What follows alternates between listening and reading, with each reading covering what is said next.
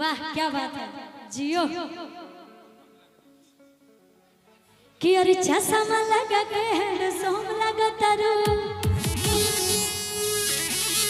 आ साउथ के हीरोइन से न कम लगा तारू आ चश्मा लगा के हैंडसम लगा तारू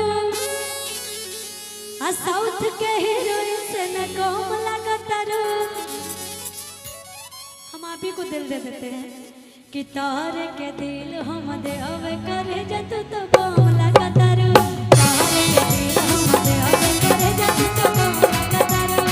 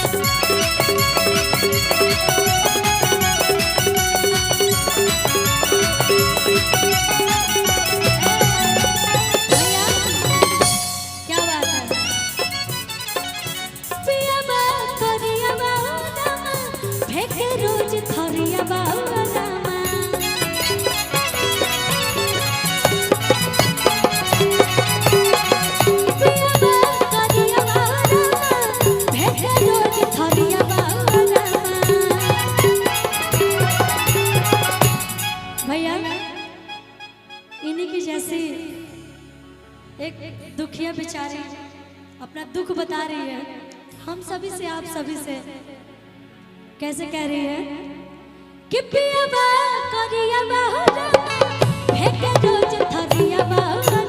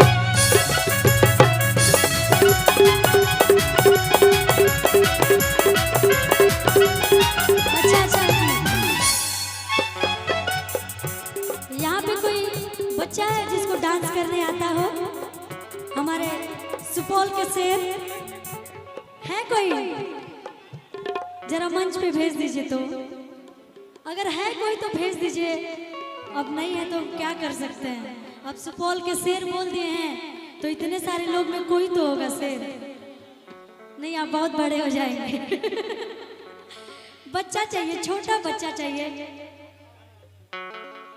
जिसको डांस करने आता हो थोड़ा बहुत चलेगा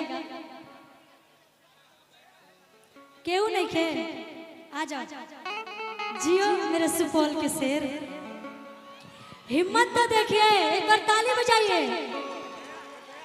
यहाँ पे खड़ा होने के लिए ना सच में हिम्मत चाहिए। बहुत लोग आते हैं डर जाते हैं, और इतनी भीड़ में ये बच्चा आया तो इसके लिए जोरदार ताली बजनी चाहिए। क्या नाम है बाबू? सतीश कुमार। सतीश कुमार। सतीश, पढ़ते हो किस क्लास? 6 में।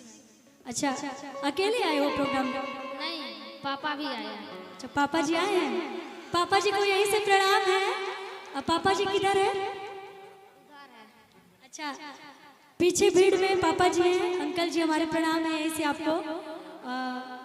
मम्मी आने दी है पापा को और तुमको? आने दी।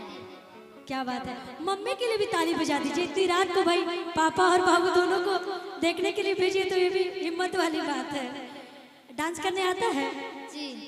क्या बात है। अच्छा नेहा जी इधर आ जाइए, तो इधर आइए, इनसे मिलिए। इनसे शादी करोगे? नहीं। क्यों, पसंद नहीं है क्या? अच्छा, दोनों में से किससे शादी करोगे ये बताओ। आप भी आ जाइए, इधर आ जाइए। शर्माओ नहीं, शर्माना नहीं है। तुम शेर हो भाई, तुमको इतने भीड़ में तुम आ गए, बहुत बड़ी बात है। मैं बहुत खुश हूँ और तुमको शर्माना नहीं है। दोनों में से बताओ किससे शादी करोगे, कौन पसंद है? दोनों हाथ में लड्डू है। कितना अच्छे से शर्मा रहा है, इतना अच्छे से हमको शर्माने नहीं आता है। अच्छा, दोनों लोग में से कौन पसंद है ये बता दो। इधर इधर इधर देखो, दोनों लोगों में से कौन पसंद है बस बता दो, हाँ या ना में बोल दो। सब लोग देख रहे हैं, इंतजार कर रहे हैं तुम्हारा। जियो, ये पसंद है। पापा जी कुछ नहीं बोलेंगे, डरो मत। पापा जी को कुछ नहीं बोलना है, हम लोग थोड़ा सा मस्ती एंजॉय कर रहे हैं और इतनी दूर से चल के आए तो थोड़ा सा तो मस्ती होना चाहिए ना। अच्छा, कौन पसंद है? पापा जी हम नहीं बोलेंगे, बोलेंगे तो हमको फोन करना, हम नंबर दे देंगे, हमसे बताना। कौन पसंद है दोनों में से? कोई नहीं। कोई नहीं। अच्छा, हम पसंद है? नहीं। हम भी नहीं पसंद है।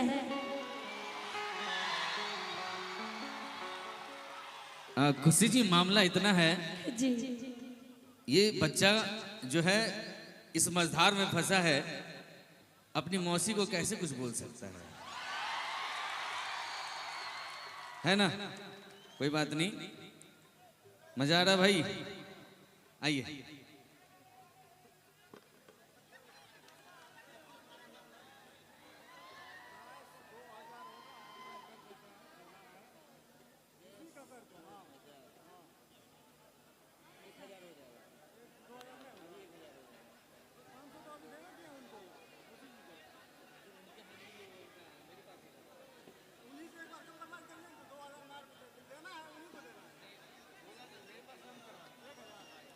चलो कोई बात नहीं, डांस तो करने आता है ना, उसमें तो नहीं ना शर्माओगे?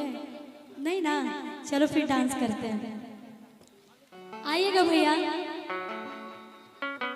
तनी सुपौल के ठुमका देख लिया जाओ।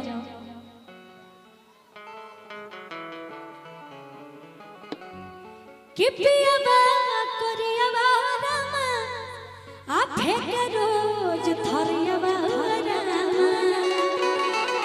जियो जियो जियो जियो। कि पिया बा करिया बा रामा, आ फेंक रोज थरिया बा रामा। ऐसा पिया बा रे तो सही में थरिया फेंकत है भाई, हम विश्वास कर नहीं तारा बातें पर। आइएगा भैया। कि पिया बा करिया बा रामा, फेंक रोज थरिया बा रामा। पिया बा करिया बा रामा, फेंक रोज थरिया बा रामा। जिया, क्या बात है, एक बार जोरदार ताली बजा दीजिए आप लोग। इतना तो हिम्मत है ना, हमें भी बहुत मजा आ रहा है डांस करके इसके साथ। कि पिया बा करिया बा रामा, फेंक रोज थरिया बा रामा।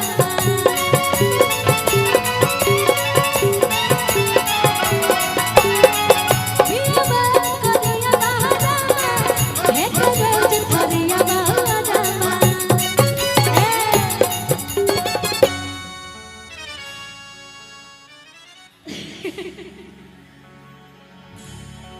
इसमें मेरी कोई गलती नहीं है, इसमें मेरी कोई गलती नहीं है। पापा जी बुला लिए, बेटा चला गया, आज्ञा का पालन किया है, लेकिन जोरदार ताली बजनी चाहिए। कि पिया बा करिया वाला है करो करिया वाला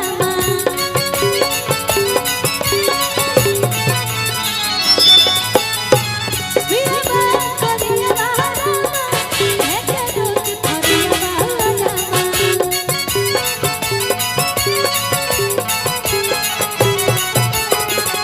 तला लगा ले ननदिया हो गोतिनिया खेलानी जब से हो ससुरा के तना खेलानी।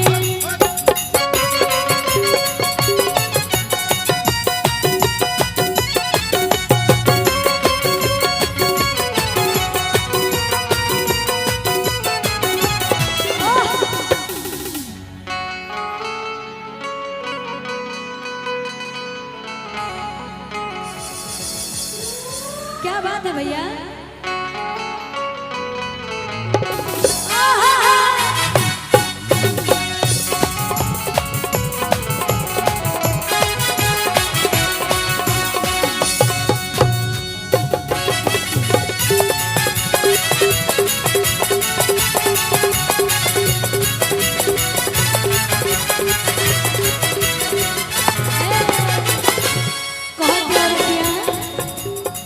सासू जी का रोजे रोजे